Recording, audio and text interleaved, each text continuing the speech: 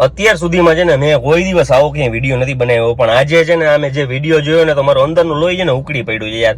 કે ઈ વિડીયોમાં એવું જોવા મળે છે કે આપણા કૃષ્ણ ભગવાનના હાથમાં છે ને થોડા ઘણા પૈસા આપવામાં આવે છે ને કૃષ્ણ ભગવાન આમ દરવાજો બંધ કરીને અંદર જાય છે અને ત્યાંથી આવીને છે ને એ પ્રસાદી હાથમાં લઈ આવે ને આ લોકોના હાથમાં પ્રસાદી આપે છે.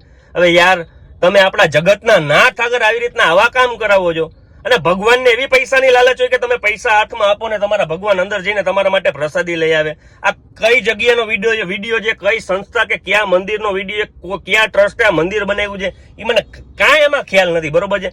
પણ આ લોકોની માનસિકતા તો જોવો કે યાર ભગવાન આગળ તમે આવા કામ કરાવો છો.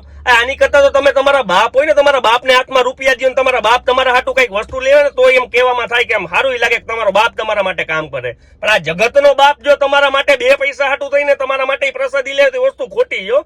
અને આ જ્યાં ક્યાંયનો પણ વિડીયો હોય, જો સાચા તમે સનાતની હો ને તો આ વિડીયોને શેર કરજો ને ત્યાં સુધી પહોંચાડજો.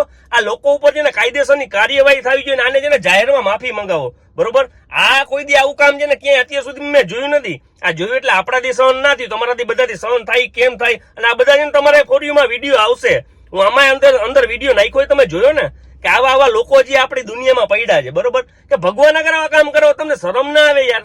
અને આ જે કોઈ પણ એના ઘરના સંસ્કારો છે, તારી માં થોડી તમારી માં અને તમારી બેન પાસે કામ કરાવો આવા તો સારા લાગશે. અને મારાથી જો બોલાઈ જાય તો કાંઈ વાંધો નહીં, હું ચોખ્ખા શબ્દમાં બોલું છું. આવા જો મારા હાથમાં ફાડી નાખું, એમ ફાડી જ નાખું છે. અમારા કાનુડારે આવી કોઈ વાત કરે કે આવું કોઈ કામ કરે ને આપણાથી સહન ના થાય.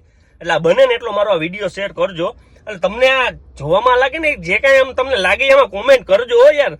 આ આપણાથી સહન નથી થઈને આ સહન થાય એવી વાત નથી.